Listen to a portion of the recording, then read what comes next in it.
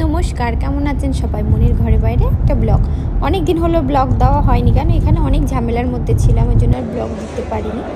যাই হোক, আমার ছেলে হওয়ার পর থেকে আমি কোনো দিন এখনও মুভি হলে যাইনি, যে ভাবতাম ছেলে কান্না করবে কি চিৎকার করবে অন্ধকারে হয়ে গেলে, তাই জন্য আর যাওয়া হয়নি। তো একটা গরিলার একটা মুভি বেরিয়েছে, বললাম ভালো লাগবে হয়তো বাচ্চাদের।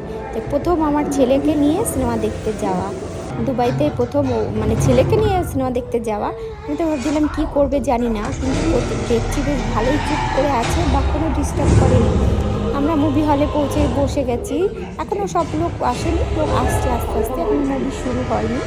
দেখছি ভালোই আমার ছেলে বসে আছে, বা পুরো মুভিটা এনজয় ভালোই, মানে এবার শুরু হয়ে গেছে মুভি, ভালোই এনজয় করছে আমার ছেলে, চুপচাপ বসে দেখছি, কোনো ডিস্টার্ব করেনি। যাই হোক, তাহলে একে নিয়ে আবার মুভি দেখতে যাওয়া যাবে, আর টেনশান নেই। যা ভালোই মুভি এনজয় করলো।